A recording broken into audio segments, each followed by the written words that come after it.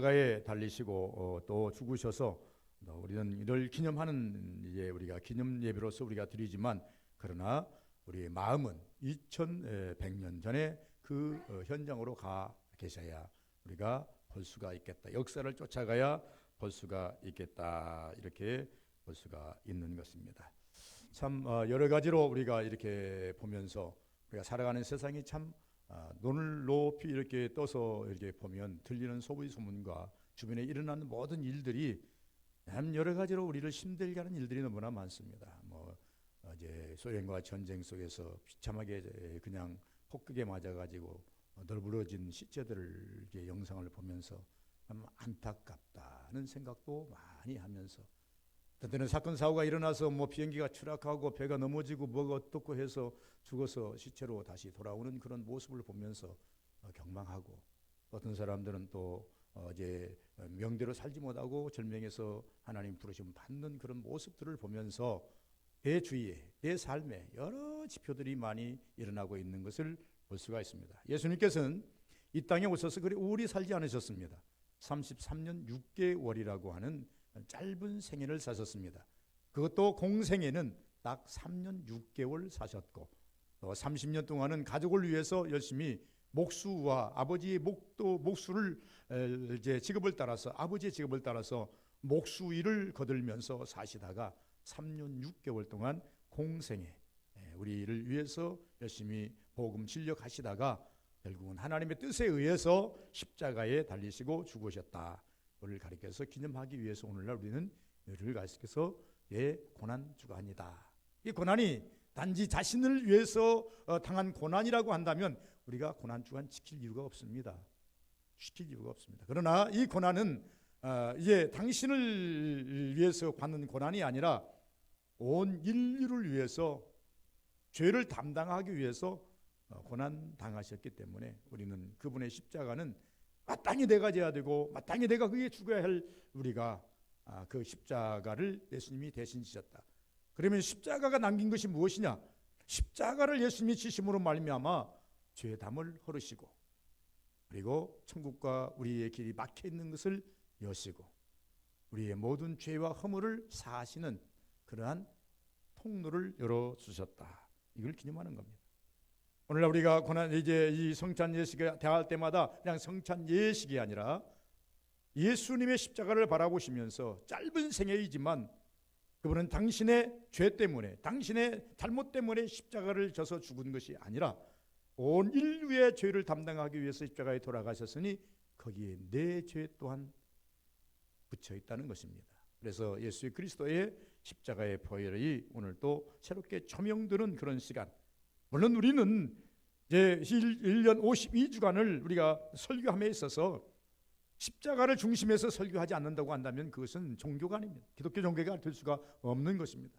하나님의 법을 중심에 놓고 설교하지 않는다고 한다면 그건 기독교가 될 수가 없는 것입니다.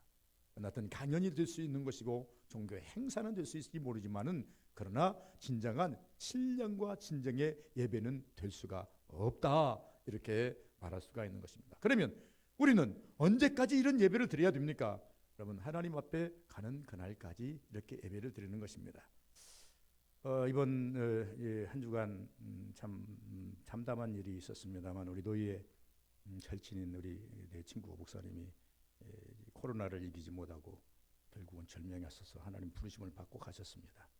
수요일 밤 11시쯤에서 급하게 돌아가셨다고 하는 이제 부름을 받고 병원에 쫓아가고 장례식 가고, 그러면서 경망 없이 노예에서 제가 또 앞선 자기 때문에 일을 처리해야 되기 때문에 처리를 쭉 하면서 마지막 화장장에 가서 화장을 해가지고 이번엔 수목장으로 가시더라고요. 수목장, 나무 밑에다가 묻는 것이 수목장입니다. 그 옆에 보니까 승하인 옆에 보니까 수목장을 크게 잘 만들어 놨어요. 그러니까 나무들을 이쁜 나무들을 다 만들어 놨더라고요. 수목장이 생긴 지가 얼마 안 돼서 많은 분들이 그렇게 많이 들어가지 않았겠다 하고, 유골을 가지고 수목장으로 올라가는 그 길을 따라서 같이 올라가면서 보니까 많은 분들이, 솔직히 많은 분들이 그렇게 수목장 밑에 조그마한 비면 하나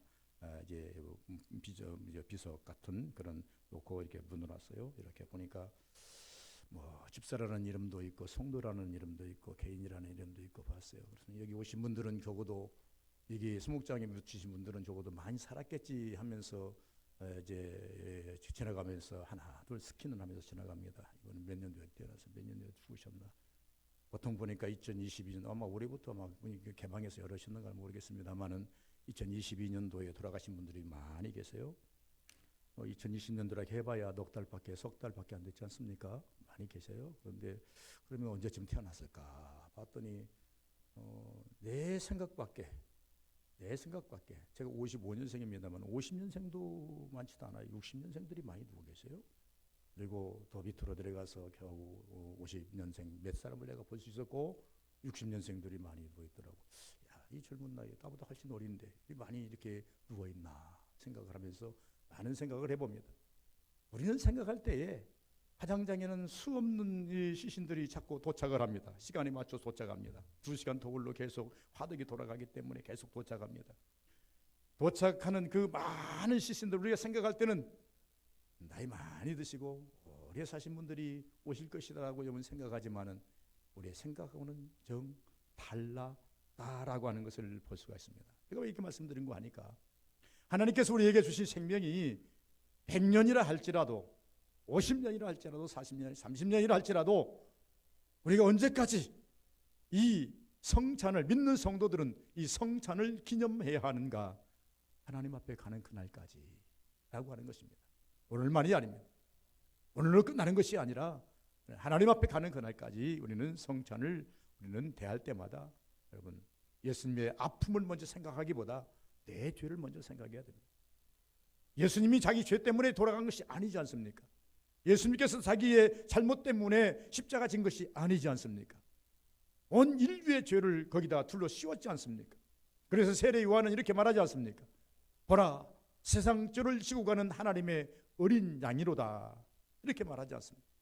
이사야는 이렇게 말하지 않습니까? 그는 털 깎는 자 앞에 잠잠한 양같이 도살장에 들어가는 소같이 거부하지 아니하고 자기의 몸을 내주었다. 예수님은 십자가를 거부하지 않았습니다. 예수님이 십자가를 이제 멀리하지 않았습니다. 죽는 것을 뻔히 알면서도 투벅투벅 걸어가는 소같이, 거부하지 않는 양같이. 그래서 이사야는 이렇게 말하고 세례 요한은 보라, 세상 죄를 지고 가는 하나님의 어린 양이로다. 세례 요한이 봤을 때 많은 사람들은 예수님의 모형을 잘 못 보았습니다. 그런 단지 목수의 아들로서 어느 날 스타가 되어서 예루살렘에 나타났어, 갈릴리에 나타났어, 많은 사람들을 끌고 다니면서 인기 상승 충천한다고 이렇게 생각했을지 모르지만은 그것을 세례 요한은 팍 바꿔버립니다. 너희 보기에는 저분의 삶이 화려하게 보일지 모르지만 그러나 그분은 세상 죄를 지고 가는 하나님의 어린 양이로다. 모든 성도들이, 모든 사람들이 예수를 바라볼 때에 세례 요한의 시각이 열려서, 영이 열려서 바라볼 때에 은혜가 되는 거예요. 세례 요한의 그 믿음의 눈을 가지고 바라볼 때에 예수를 나의 구주로, 예수를 나의 구세주로 받아들이고 따라가게 되어 있다, 그 말입니다. 그런데 예수께서 이제 마지막 날 잡히시기 전날 밤에 성찬 예식을 배설하시고 많은 무리가 아닙니다. 12 제자를 앞에 놓으시고 그들에게 교훈을 주시면서 이것은 오늘은 너희와 함께, 나는 많은 사람과 함께 할 수 없어서 12 제자 너희와 함께 하지만 내가 이 땅을 떠나고 난 다음에, 내일이 지나고 난 다음에는 이것을 온 세계에, 온 만방에 기념하여 지키게 하라. 나를 바라보는 자, 나를 믿는 자, 예수 이름을 가진 자에게는 모든 사람들에게 나를 기념하여 지키게 하라.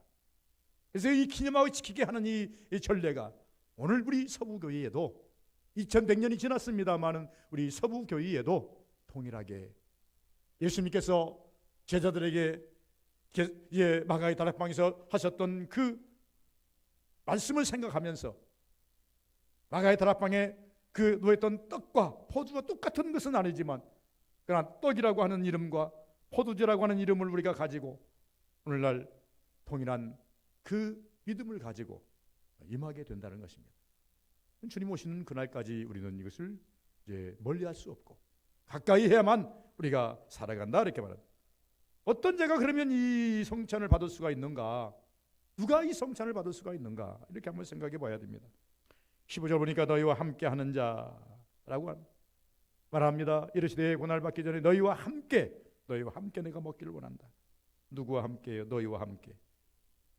주님의 일체를 원하는 자가 먹어야 합니다. 이 떡을 먹고 이 잔을 마시는 순간부터 나는 내가 아니라 주님과 나와 함께 하심을 믿으셔야 됩니다.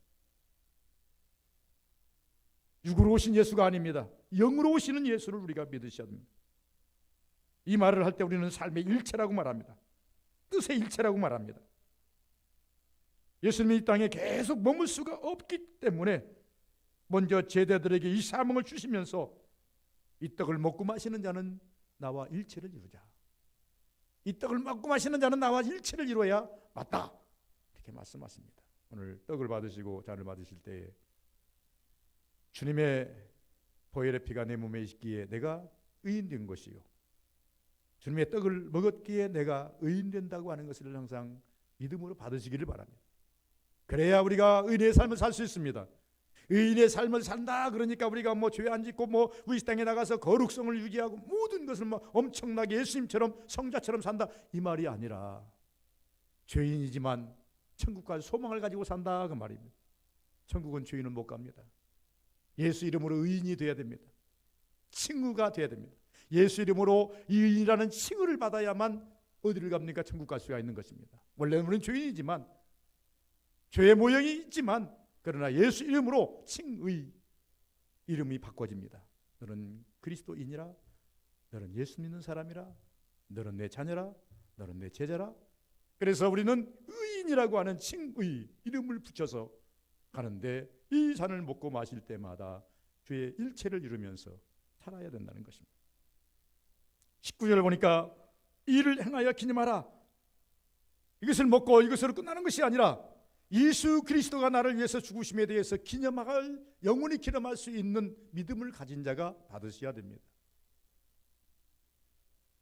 19절 이렇게 말씀합니다. 이 떡을 가져다 감사하시고 기도하시고 떼어 제자들에게 주시며 이르시되 이것은 너희를 위하여 죽는 내 몸이 너희가 있을 위하여 날 기념하라. 기념하는 자가 주님을 기념하고 하는 자가 함께 먹어야 됩니다. 여러분, 국가의 영웅은 국가에서 기념해 줍니다. 가족의 삶은, 가족의 삶의 그 역사는 가족이 기념해 줍니다. 예수님의 십자가의 기념은 성도들이 해야 합니다. 성도들이 하지 않으면 안 되는 것입니다. 그런데 이 기념이라고 하는 것은 뭐냐 그러면 잊지 말라는 겁니다. 언제까지? 주님이 오시는 그날까지 알아야 합니다.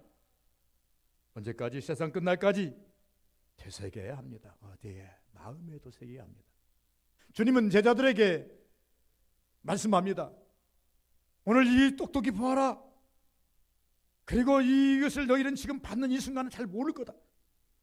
예수님 아세요. 제자들이 얼마나 다 됩니까? 금방 먹고도 금방 돌아서고 그냥 자기 생각 다 하고 예수님에게 얼마나 혼란스럽게 만듭니까? 아니 나는 예수님 앞이 나네 좋아가지고 그냥 그 현상만 보고 좋아가지고 희불적하고 해불적하고 난립니다. 그런데 하룻밤이 지나기도 전에 나는 예수 몰라요라고 고백할 그러한 제자들. 예수님이 잡히시니 다 옷도 다 벗어던지고 도망가 버리는 그 제자들. 이걸 예수님이 모르실까요? 그런데 예수님께서 주시면서 말하고 오늘은 모를 것이다. 그러나 너희들이 이것을 마음에 새겨라.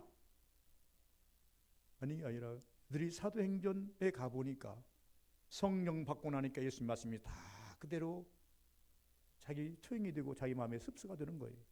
그래서 사도행전 2에 보니까 이것이구나. 그래서 그들은 모일 때마다 우리같이 절기에 따라 사는 게 아니라 그는 모일 때마다 떡을 떼고 포도주를 마시면서 주님은 우리를 위해서 죽으셨어. 부활하셨어. 이것을 증거하기에 나중에 어디까지 갑니까? 생명까지 걸어요. 여러분 별것 아닌 것 같지만은 예수님께서 겟세마네 동산에서 이 떡을 나누시면서 잔을 나누시면서 나를 기념하라, 이 한마디가 선장에는 몰랐지만은 어느 순간에 그것이 터치가 되니, 터지니 생명까지 던지더라 그 말입니다. 저는 이렇게 말합니다. 우리 성도님들이 회에 오셔서 말씀을 열심히 듣습니다. 그러나 도저히 어느 때는 먹먹하기도 하고 안 들리기도 하고 무슨 말인지 모르기도 합니다. 그런 어느 순간에 하나님께 은혜가 임하면 그것이 한꺼번에 그냥 팍 터집니다. 아, 이것이었구나, 이 말씀이었구나, 목사님 말씀하는 것이 이 말씀이었구나, 이렇게 하라는 것이구나, 아, 성경이 있다 깨달은 말씀이 확 터집니다. 아, 하나님 말씀이 이것이구나. 그럴 때 말씀에 붙잡히는 거예요. 제자들이 사도행전 보니까 예수님의 말씀에 붙잡힌 거예요. 이날 기념하라, 이렇게 말합니다. 어떤 자가 이 잔을 받을 수가 있습니까? 언약으로 받으셔야 됩니다. 20절 보니까 이 말씀하십니다. 저녁을 먹으니 담도 이렇게 하여 이르시되 이 잔은 내 피로 세운 새 언약이니. 새 언약이니. 여러분, 첫 번째 언약은 어디서 왔습니까? 물론 성경에 보면 여러 가지 언약이 옵니다. 아담에게 언약을 하시죠. 생육하고 번성하라, 땅에 충만하라, 다스리라, 언약을 주셨어요. 이것을 갖다 다 파괴해버리니까 노아에게 주시지 않습니까? 다시 모든 인류를 다 쓸어버리시고 노아에게 말합니다. 번성하라, 충만하라, 다스리라 주십니다. 그러나 노아의 후예들도 그것을 완전히 이루지 못하니까 아브라함에게 주십니다. 내가 너에게 네 씨를 통해서 많이 번성하게 할 것인즉 하늘의 별같이 땅의 모래같이 충만하라. 이 언약이에요. 아브라함에게 주는. 이 아브라함의 언약마저도 이들이 잘 지키지 않으니 모세를 통해서 언약을 주셨습니다. 십계명의 언약을 주십니다. 이 십계명의 언약을 가지고 이들이 잘 살았으면 좋았으련만 이 십계명의 언약을 가지고 이스라엘 백성들이 제대로 살지를 못하니 예수님께서 이 땅에 오셔서 말씀하십니다. 이제는 너희를 향한, 세상을 향한 나의 언약은 후월이다. 어차피 소망 없는 너희들, 인생에게서 소망이 없으나 죄 없는 자는 하나도 없다 그랬어요. 모든 사람이 죄를 범하며 하나님의 영광에 이르지 못한다고 했습니다. 욕심이 잉태하면 죄를 낳고 죄가 장성하면 사망을 낳느니라. 계속 가면 갈수록 무엇을 양성합니까? 사망을 양성하고 있어요. 그 사망은 무엇을 말합니까? 인간의 죽음을 말하는 것이 아니라 지옥 행위를 말합니다. 인간이 살면 살수록 어디를 향해 갑니까? 지옥을 향해 가고 있더라 그 말입니다. 그래서 예수님께서 말씀합니다. 소망 없는 너희들, 내가 새 언약을 하나 세울 것인데 피의 언약이다. 피의 언약이다. 이 잔을 마시라. 이것은 단지 잔이 아니라 이것은 내 피다. 이걸 먹는 자는, 이를 마시는 자는 살 것이니라. 그래서 포도주를 받으라는 겁니다. 우리가 믿음으로 신앙으로 포도주를 받지만, 믿음으로 먼저 신앙으로 우리가 하나님 앞에 그리스도의 보혈을 우리가 받지만, 그러나 상징적으로 앞에 놓여 있는 포도주도 우리가 받아야 행위가 끝난다 그 말입니다. 그러면 이 새약을 얻기를 원하는 자는 이 잔을 받아야 옳다라고 말합니다. 언제까지? 18절에 보니까 이렇게 말하면 내가 너에게 이르노니 내가 이제부터 하나님 나라에 임할 때까지 포도주에서 난 것을 다시 마시지 아니하리라. 나는 마시지 않겠다. 오늘 밤이 나는 이 땅에서 마시는 포도주는 마지막이다. 그러나 너희들은 내가 하늘나라에 올라가서 이 땅에 올 때까지 마셔야 할 것이니라. 이렇게 주님께서 말씀하시고 계시는 거예요. 그러므로 우리는 여러분 이 성찬 예식을 가볍게 생각하면 안 됩니다. 무겁게 생각하시되 기쁜 마음으로 받으셔야 돼요. 무겁게 생각하시되 감사한 마음으로 받으셔야 돼요. 이럴 때에 여러분 받을 때에 감격이 오고 그리스도의 은혜가 내 마음에 다시 한번 각인이 되는 것입니다. 그래서 흔들리는 내 마음, 수없이 흔들리더라고요. 참 세상에 살면서 마음같이 간사한 것이 없어요. 간사하고 최고로 간사한 것이 마음이에요.